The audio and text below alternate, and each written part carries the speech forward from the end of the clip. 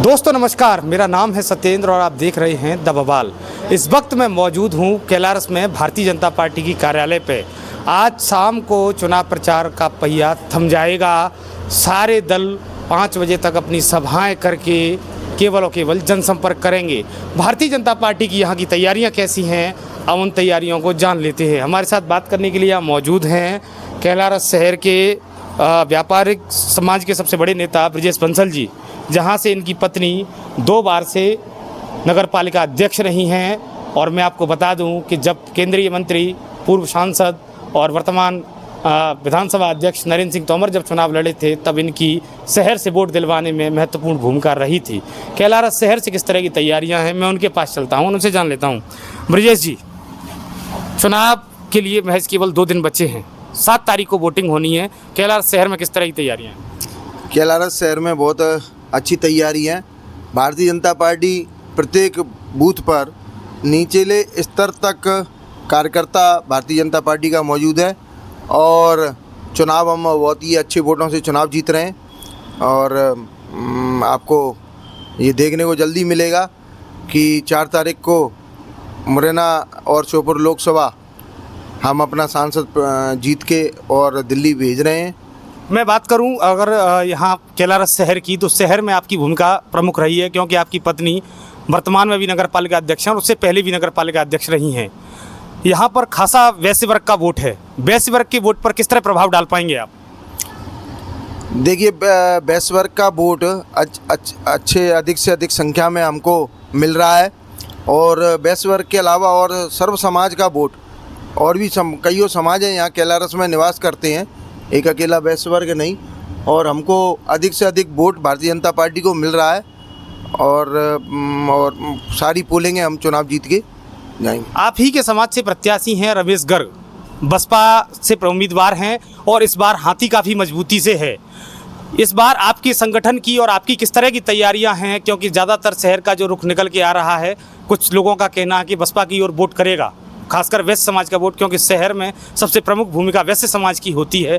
तो उस वोट की सेंधमारी पर रोक लगाने का काम ब्रजेश बंसल कैसे करेंगे? देखो, 4 दिन आपने कहा कि मजबूती है, 4 दिन में कोई मजबूती नहीं होती। भारतीय जनता पार्टी एक कार्यकर्ता शुदा पार्टी है और मैंने आपको अभी थोड़ी से देर पहले भी कहा था कि भारतीय जनता पार्टी का कार्यकर्ता बूथ स्तर पर मौजूद है और बूथ स्तर पर भारतीय जनता पार्टी की बूथ समितियाँ बनी हुई हैं, पन्ना समितियाँ बनी हुई हैं। तो भारतीय जनता पार्टी से कहीं कोई दमदार है ही नहीं कि कोई और पार्टी आ जाए और भारतीय जनता पार्टी का मुकाबला कर ले। एक चीज़ और है कि आप जैसे जनता के बीच में जा रहे होंगे, तो आप किस आधार पर भारतीय जनता पार्टी के लिए वोट, क्योंकि वोटर के मन में एक सवाल रहता है कि हम भारतीय जनता पार्टी को क्यों वोट करें? जी, तो कईयों बातें हैं भारतीय जनता पार्टी को वोट करने के लिए। ये चुनाव किसी जातिवाद का और समाज का चुनाव नहीं है। ये चुनाव है 2047 में अखंड भारत के निर्माण का चुनाव है। हमने देखा है कि 500 वर्षों की तपस्या अभी कुछ ही समय पहले मोदी जी के द्वारा पूर्ण की गई। राम मंदिर, भव्य राम मंदिर का निर्माण कार्य अयोध्या में बनाया।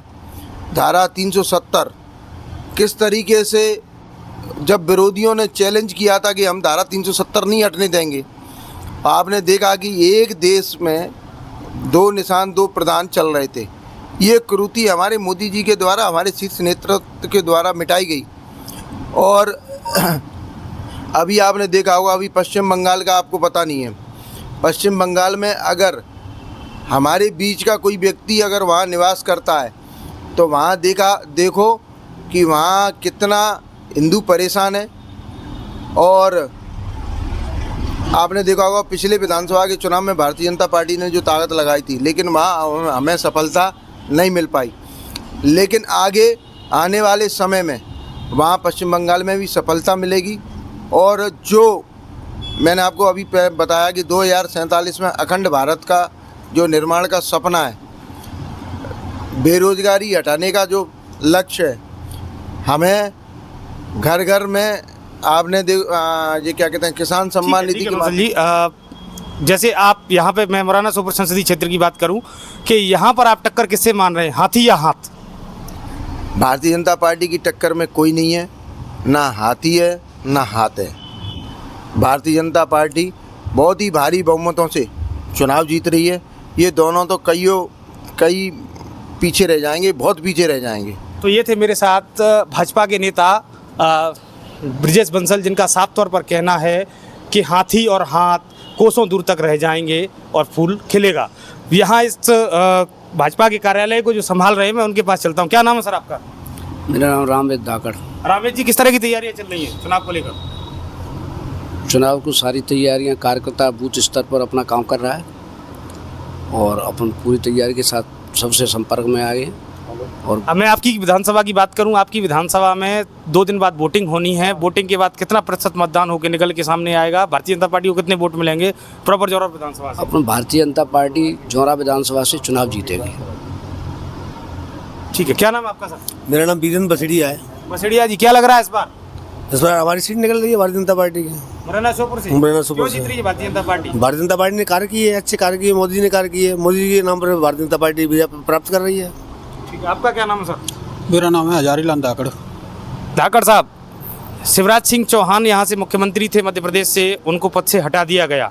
धाकड़ साहब, समाज में कुछ नाराजगी है, क्या लगता है इस बार पूरा समाज भारतीय जनता पार्टी को वोट करेगा? हाँ, धाकड़ समाज पूरी भारतीय जनता पार्टी को वोट कर रहा है। लेकिन कुछ लोगों का ये भी कहना है कि शिवराज सिंह को हटाया है, उसका विरोध है। नहीं, उसका कोई विरोध नहीं है। समाज में कोई विरोध नहीं? कोई विरोध नहीं है। पूरा समाज एकजुट है? पूरे समाज एकजुट है।